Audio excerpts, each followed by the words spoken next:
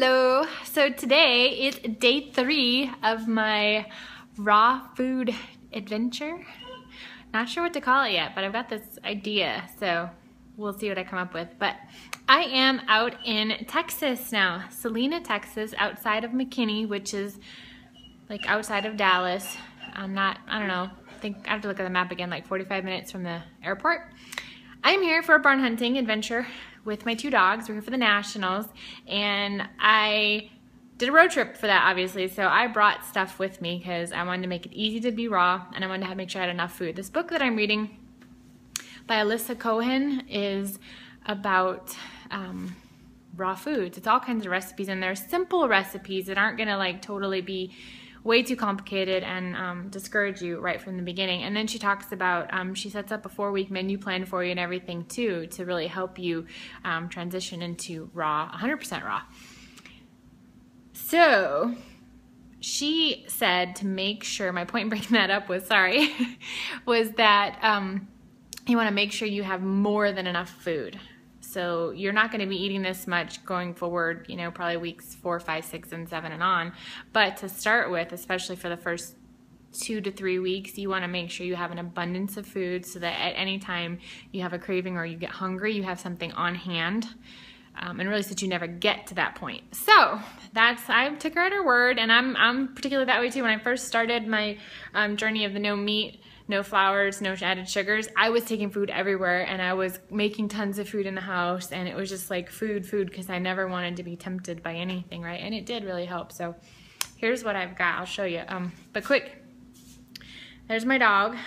And there's the other one too. They've been staring out the window. They're dying to go outside. So if you hear them crying, that's them, because this is a new place. They don't have a doggy door, but they want to go out. We already had a long walk. So here is what I brought with me. So let's see. Hey, I can't turn my camera around. Oh, there it is. Wow, they moved the buttons again on me. Jeez. All right, so here it is. Take a look at all this yumminess I brought with me in the cooler, and just some dry stuff in, you know, bags. So starting over here, I'll run you through it all real quick. Cauliflower, celery, bell peppers. I've got spinach in there, obviously tomatoes. These are microgreens from my own garden, and they are super yummy. Arugula. I've got cilantro, pesto. No, I got pesto on the brain. Cilantro, parsley. Zucchini, yellow squash. This is cucumber, but it's a special kind. It starts with an A. Super good. So, and then this is another zucchini from the farmer's market. These were mung bean sprouts. All I could find in town. I can't even get any alfalfa sprouts, period. I wonder if they have them here. I should look. Apparently they don't sell them in Vegas right now. Cabbage, lettuce from the farmer's market too. My nice leaf lettuce. And this is some tahini dressing. This is actually my husband's favorite dressing of all time. It's homemade, lots of garlic in it, and tahini, just ground up sesame seeds. But just so happens to be raw too, so I can still have it. But he's not eating anything now, so that's why I brought everything in the house, because it's gonna get spoiled otherwise. This is great. This is some homemade salsa. I just whipped this up really quick, just threw some stuff in, and it's great for a dressing on your salad, since I'm not having chips right now. And this is some leftover cashew milk from the smoothie I made when I left. This is my fermented garlic that is the bomb. I'm telling you, this stuff is so amazing. Pepper, apple cider vinegar. This is gonna be for some dressings I wanna make for my salad, just to have handy. Of course, olive oil everywhere. Lemons, oranges. This tea is so good. This was my breakfast this morning. Grapes, pre-washed. Got avocado. I probably need some more, but that's all I got with me. This right here is my chickpea hummus. Oh my gosh, so amazing. This is actually gonna go with these cucumbers. That's gonna be my chip, are those cucumbers. Got that. Got some onions. I don't know for what yet. Maybe just throw in a salad. I brought them. Here we go. Raw almond butter. It's not organic, but hey, it's raw. And this is great for the celery that you saw, just as a dip. So perfect. This is some pesto. This is where I had the pesto on the brain. This is from my basil in the garden, and it is amazing. If you ever want a pesto recipe, this one is the best. And I actually use this for my dressing on my salads coming out on the drive yesterday, which is why it's almost gone. And then I got some raw cashews for making other stuff, just in case, because nuts are always in handy. And then also to make my cashew milk for my smoothies. Prunes, because it was the only dried fruit I had in the cupboard, and I like prunes. Dates, these are going to be used as a sweetener for like smoothies and maybe some dressings or something. I don't know, so I brought them. These are some sun-dried tomatoes that are going to go in my one pasta recipe sauce that I brought the ingredients for. Chia seeds. This make a great chia seed pudding if you just put like a couple tablespoons, a quarter of a cup probably, in half a cup of cashew milk and let it soak for a while or even overnight. It is like awesome for just breakfast. Then you can add in other fruits and stuff if you want. I got walnuts for any other random stuff I need to cook.